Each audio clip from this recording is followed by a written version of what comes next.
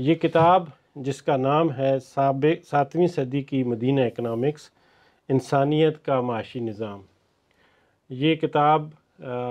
منیر احمد نے لکھی ہے۔ اس کتاب کا جو اس سے پہلے ایڈیشن انگلش میں بھی 7th سینچری مدینہ اکنامکس کے نام سے 2020 میں شائع کیا گیا، اور یہ کتاب جو ہے مارچ 2022 میں منظر عام پہ آئی۔ اس کتاب میں جو فائنینشیل کرائسس آئے ہیں، خصوصاً جو 2008 کے فائنینشیل کرائسس اور اس سے پہلے جو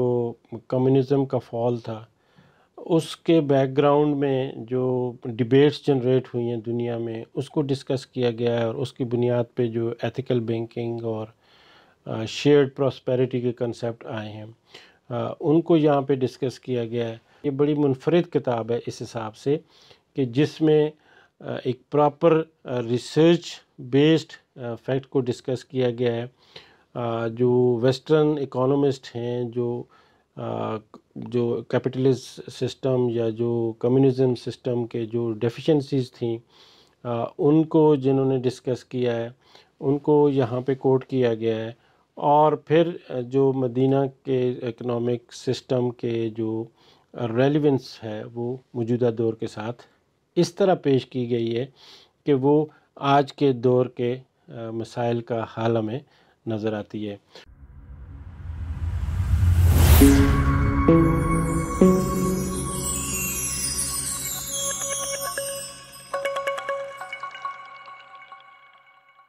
بسم اللہ الرحمن الرحیم۔ میں ہوں ڈاکٹر جمیل انور،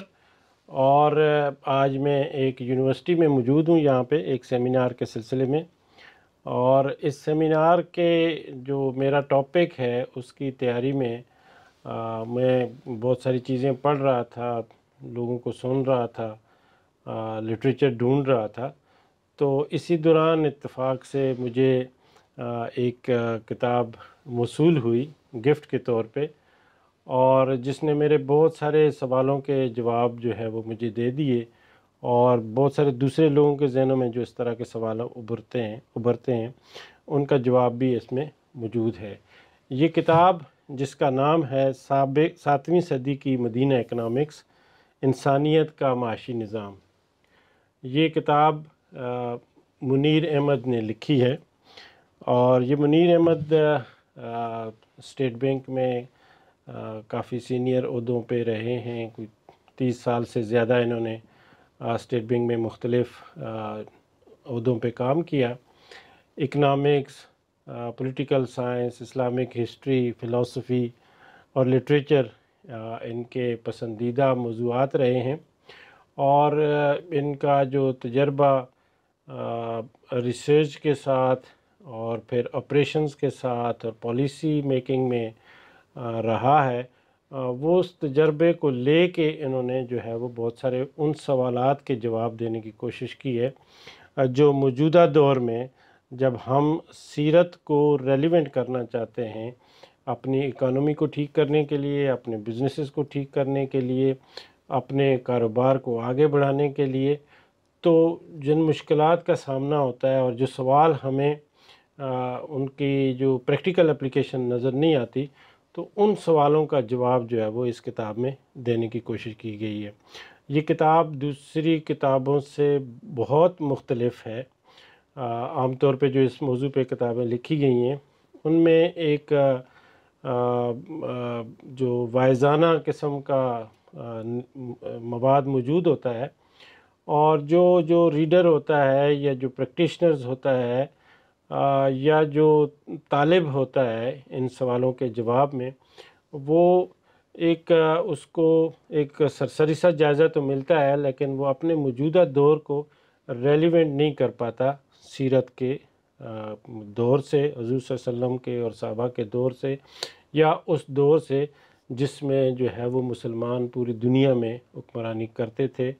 کاروبار کرتے تھے، اور اپنی اکنامک اور معیشت کو ٹھیک کرتے تھے۔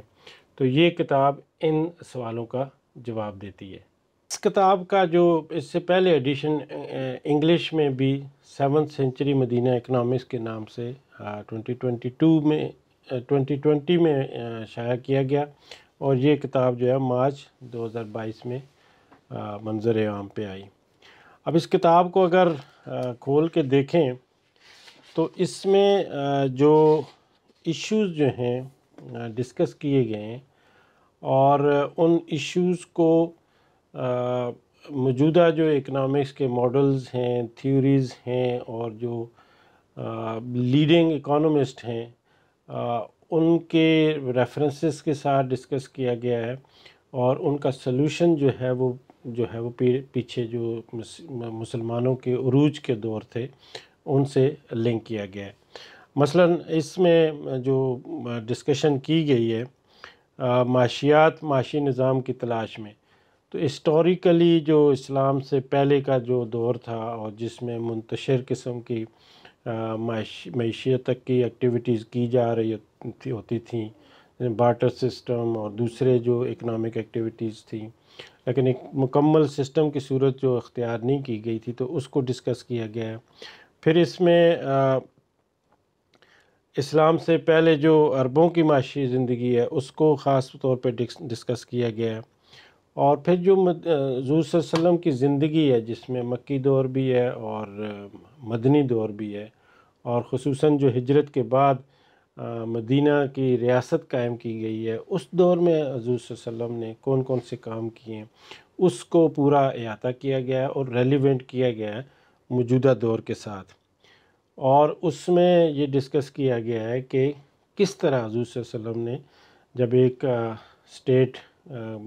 بنائی، مدینہ کی اسٹیٹ،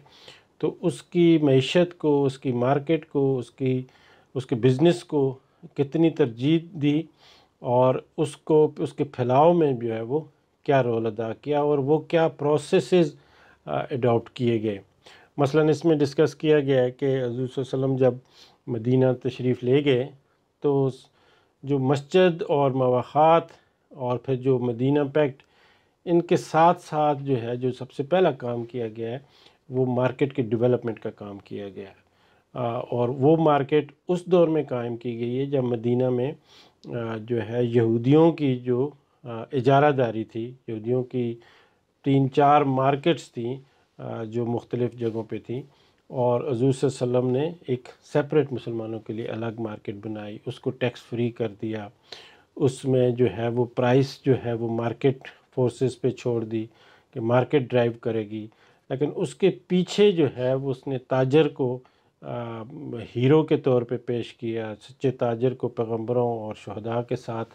اس کا رتبہ جو ہے وہ قرار دیا۔ تو یہ وہ موٹیویشنز تھیں بزنس کے لیے، اور اس کے جو ایز آف ڈوئنگ بزنس اور ان چیزوں کو جو فوکس کر کے تو اکانومی جو ہے وہ اپنے ہاتھ میں لے آئے، اور جو لوگ تھے وہ جو یہودیوں کی مارکیٹ تھی جہاں پہ ٹیکس رائج تھا، جہاں پہ جو اوزان تھے میئر کے یا ویٹ کے جو پیمانے تھے ان کو جو وہ ڈیفرنٹ یوز کر رہے تھے ان کو سٹینڈرڈائز کیا، تو وہ ریفارمز کی ڈسکشن ہے یہاں پہ اس چیپٹر میں۔ اس کے ساتھ ساتھ پھر جو مدینہ ریاست کے بعد جو اگلے 400 سال 500 سال اسلام کے جو معاشی نظام ہے اور اسلام کا جو سیاسی نظام ہے جس نے پوری دنیا کو ڈومینیٹ کیا، اس کے پھیلاؤ کا ذکر ہے۔ پھر دوسرے حصے میں فنانس اور بینکاری کی داستان جو ہے، جو اس کا ہسٹری ہے، ہسٹوریکلی اس کو ڈسکس کیا گیا ہے کہ کس طرح جو موجودہ کنونشنل بینکنگ ہے جو اب شروع ہوئی ہے 300-400 سال، اس سے پہلے کے جو فنانشیل انٹرمیڈیشن تھی وہ کس طرح ہو رہی تھی، اور کس طرح جو چیزیں ڈیولپ ہو رہی تھیں اس پہ سراسر گفتگو ہے۔ پھر مدینہ اکنامکس میں سود کی جو ممانعت ہے اس پہ عقلی توجیہ، اس کا ریشنل کیا تھا، اس کو ڈسکس کیا گیا ہے۔ پھر ایک انہوں نے بڑا اچھا محدود بینکاری، نیرو بینکنگ کا خاکہ جو ہے وہ ایک پورا جو قابل عمل خاکہ ہے، جو دنیا میں ابھی بات ہو رہی ہے کہ بینکنگ بہت ایکسپینڈ ہو گئی ہے اور ہر وہ چیز پہ اپنے ہاتھ میں لے رہی ہے جو اس کے سکوپ سے باہر ہے، تو اس کو نیرو ڈاؤن کرنے کے لیے دنیا میں ایک موومنٹ ہو رہی ہے، اس پہ انہوں نے ڈسکشن کی۔ پھر اس کو ایک دو چیپٹر بہت امپورٹنٹ ہیں کہ مدینہ اکنامکس سے ہم فائدہ کیسے حاصل کر سکتے ہیں. یہ بڑے خاص چیپٹر ہیں جس میں ایک میں انہوں نے کہا کہ مدینہ اکنامکس کو دور حاضر سے کیسے مطابقت دی جا سکتی ہے اور کیسے ریلیونٹ بنایا جا سکتا ہے، اور پھر مدینہ اکنامکس کے جو ثمرات ہیں، جو ڈیلیوریبلز ہیں، ان پہ جو ہے وہ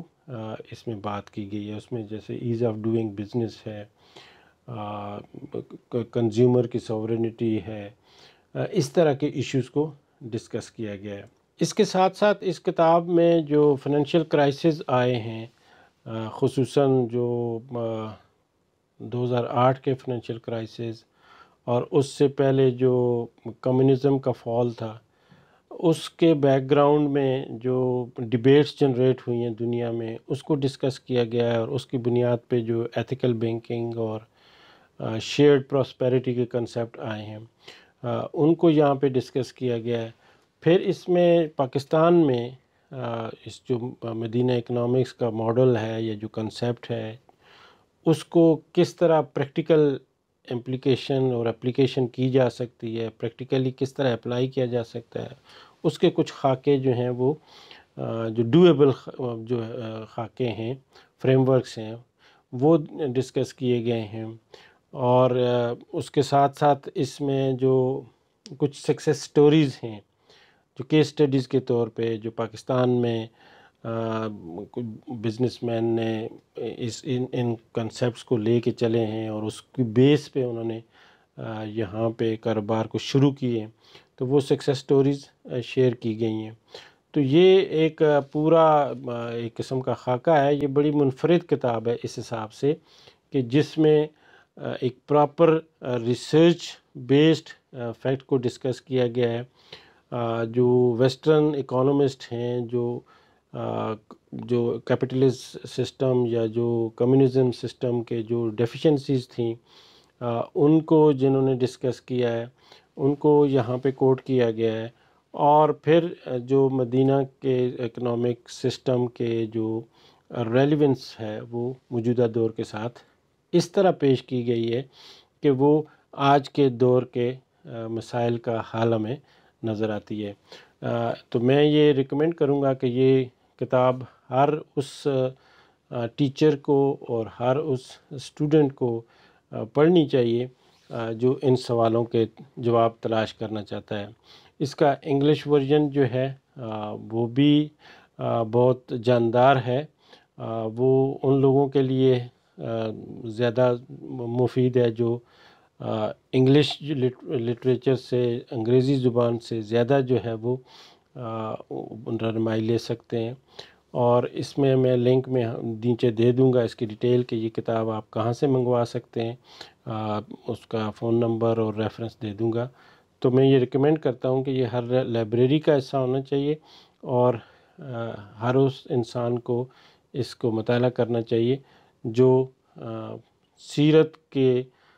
مدینہ کے دور کے یا اس کے بعد کے جو مسلمانوں کے عروج کے دور کی معیشت کی فریم ورک ہے، معاشیات کا جو فریم ورک ہے، اس کو موجودہ دور میں اپلائی کرنا چاہتا ہوں. آپ کا بہت بہت شکریہ.